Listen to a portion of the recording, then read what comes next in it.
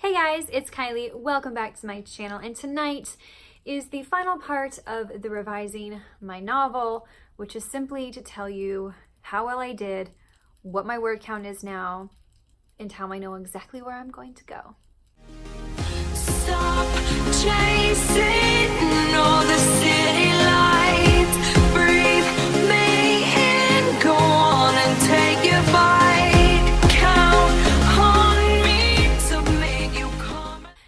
This is me, Makeupless. It's late at night. We've been working all day, and I just took a shower, so I'm in my warm snuggly. So forgive me for looking like a swamp monster, but this is my face. I can't do anything about it. So yesterday I went through the entirety of the rest of the manuscript that I had to for Project Claymore, and it was a success. I went from 86,342 words down to, so I only cut about 2,000 words roughly, but I was able to move a lot of those scenes around that I really needed to move and made them work so much better. Like, guys, I am so excited about this project. I cannot believe it. I am so much more excited than I ever thought I would be about this project, and I only have about 3 or 4 more chapters to write to wrap the whole entire thing up, and I only have 2 more scenes to write, and those will be short little scenes, and then I'm done. And I know that my book is going to be between 90 to 95,000 words, which is perfectly fine. It's perfectly acceptable for the genre of urban fantasy and paranormal romance that I am in. So this is like it. I only have these few steps left to take, and then I might actually successfully be able to complete this entire darn project within the NaNoWrimo specifications. So I am beyond overjoyed. And on an even better note, my editor has finally given me back the Legend number 7 Chasing Camelot edits, the final edits, so that tonight I will be going over the edits and formatting my novel to final proof. And then probably on Monday it will be live, which is so exciting because I just, it's an overwhelming, amazing feeling to know that I am going to be done with this series. And then when I get back from holidays, I will be putting Legend series and Feathers and Wings live on every single platform. So, that is where I am right now. I can't believe I'm actually going to be able to finish this entire project within the month of November. It's been a lot, y'all. Preptober to NaNoWrimo, it's been a lot. So I am so grateful and excited that I have found like my new process, the process that works for me the best. So yeah, I am going to put on the time lapse and go through my edits, and then we are going to celebrate together, and I'm going to start formatting it on vellum.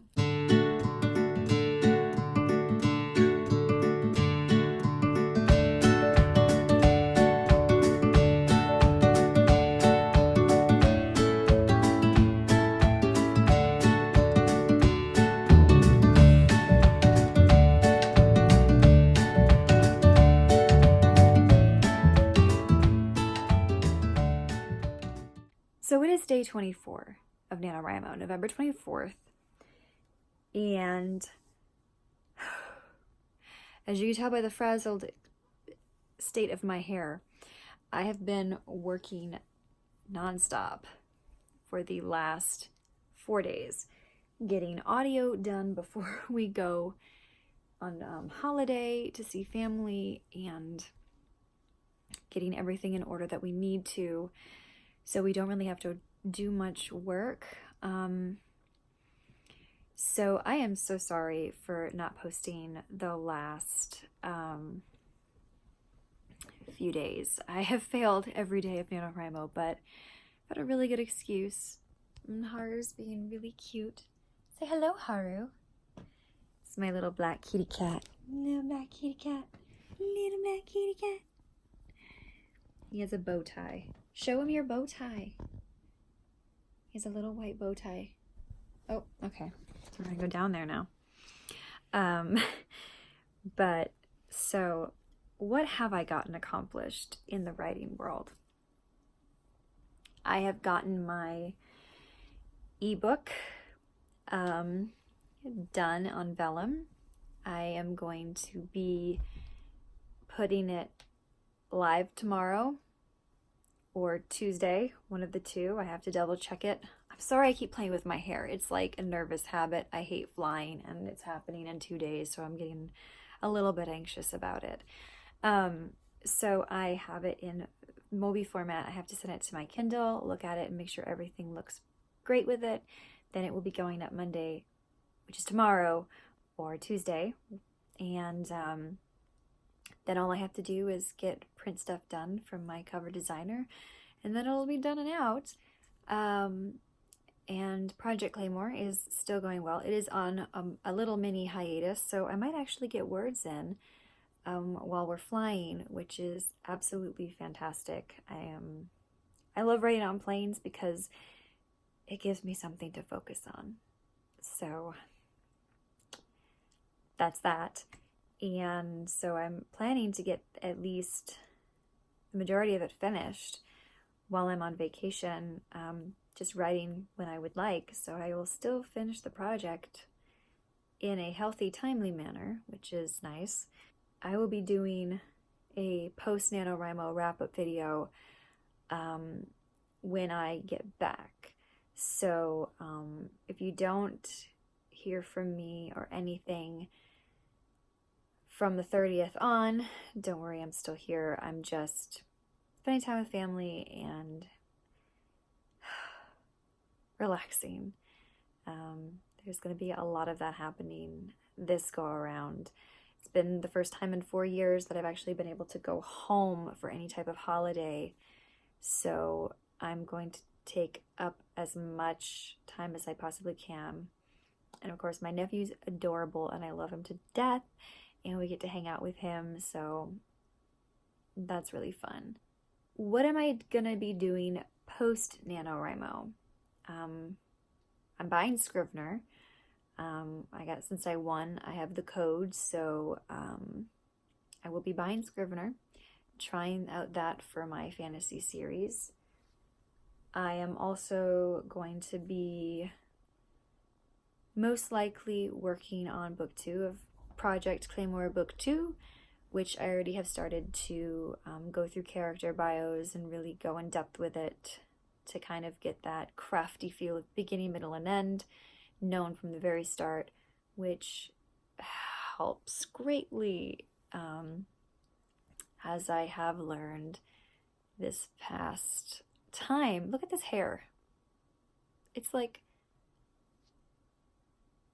perfectly, I don't know. Anyway, I will most likely be working on number 2 in the Claymore series and possibly on a fun, sweet contemporary romance.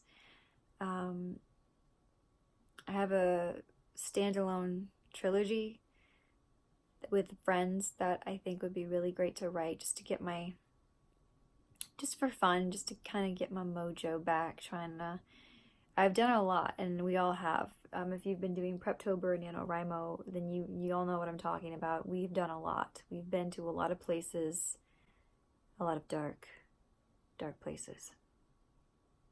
And we are back, and so probably going to take it slow in December and really just kind of take a couple of weeks off. I'm most likely going to write the beginning of Project Claymore 2, just to get my mindset on the second brother, on the next brother I'm going to be working on.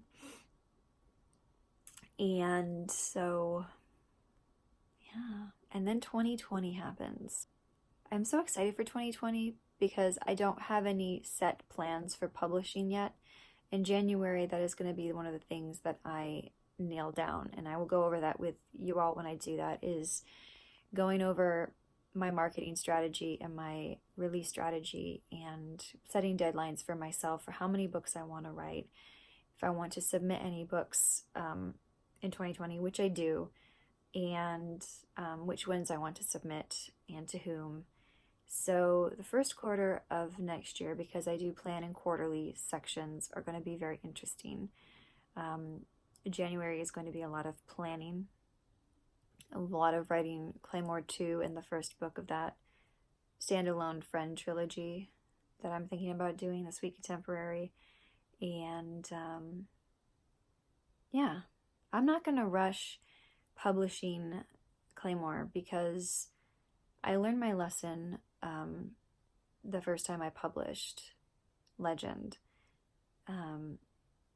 It's good to have a couple of books in your back pocket to not necessarily rapid release, but just release on a realistic schedule. For me, I don't want a rapid release.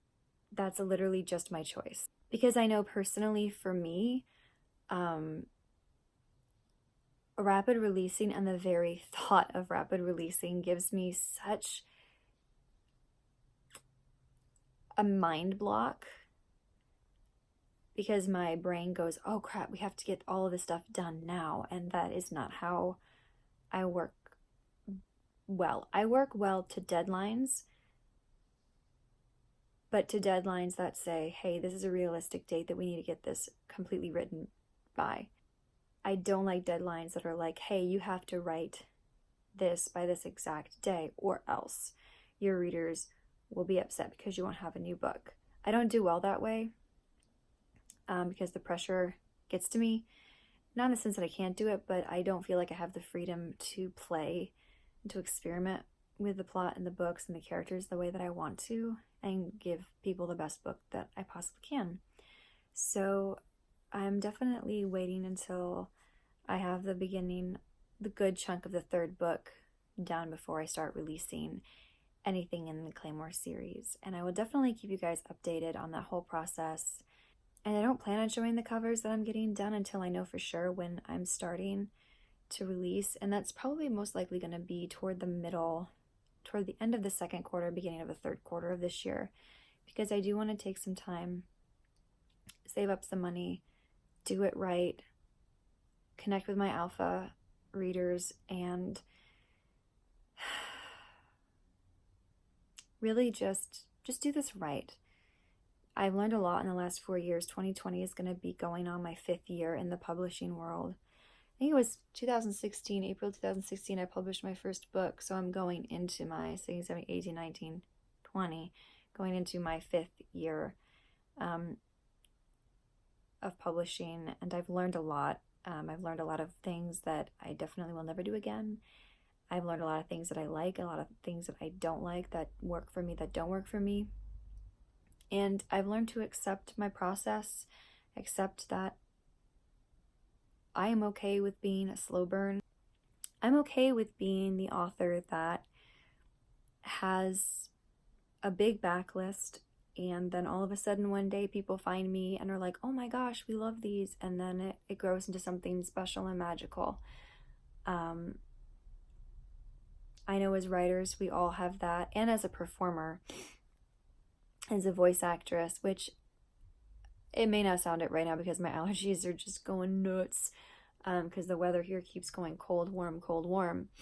But performing and doing well and putting something out that we love and believe in and put a lot of faith and pride in, we do want to get recognition, and there's nothing wrong with admitting that. Like, you don't put something out there for the world to judge without understanding that it's not gonna be for everyone. People are gonna judge you, which is fine. People do it anyway on the daily, whether you know them or not. People at the drive-ins judge you. People at the grocery store look at you and make judgments. It's just a thing, and just let it roll, water off a duck's back. Let it roll off like that, or whatever. You get those 1-star reviews. Just understand that if it's a constructive review, that's one thing. If it's just a 1-star review to be a 1-star review because somebody didn't like there was a cliffhanger, or didn't like that there wasn't enough sex or there wasn't enough blah or enough blee, why don't you write the book? That's how I think about those ones. So, you know, just understand that everybody has their own pace. You don't have to rush it. You don't have to do what everybody tells you to do. You don't have to spend the money to, you don't have to break your bank to start out with. You know, there are plenty of ways to do this and to be good at it and to be somewhat successful. And then once you get your feet under you, you can start doing a little bit more. And for a lot of us starting out, we didn't really know 100% everything, which hurt us, but also helped us in the long run. Hurt us because we weren't able to start off on the right foot, because we were like, we want to do this, let's just dive in, and got ourselves into a lot of trouble.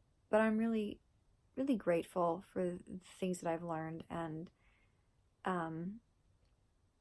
having that personal experience of what to do and what not to do, and learning from people here on AuthorTube, and all the author friends that I've made personally over the years have been amazing to me and wonderful. And I've just gleaned a lot of information from learning from others, and some of the advice I love and I take to heart, and some of it I take to heart and understand it works for them, but it's not going to work for me. However, I always appreciate it because it's coming from a place of them wanting me to do well. So I never am like, I'm not going to do that because I don't have to. This is kind of a bit of a rambly video to end this video, but to get on a plane. Oh, it's not that I don't like flying. Like, once I'm up there, I'm fine. I'm a control freak, and I hate not knowing exactly what's going on. It's like driving. Like, I don't drive well with others. I have to be the one driving. So before I bore you guys anymore, I'm going to sign off here, and I will see you tomorrow with a video of Past Me for the next 4 or 5 days. So I may pop in on the 30th and say, yay, Nano's over. Oh my gosh, we did it. But the internet where I am is crappy, so I don't know if that's going to work.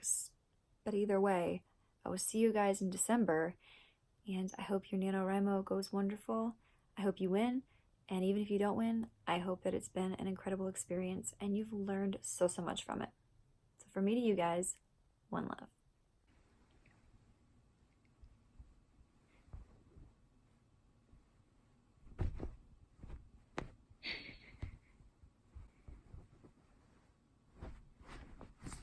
Get that blanket. Ooh.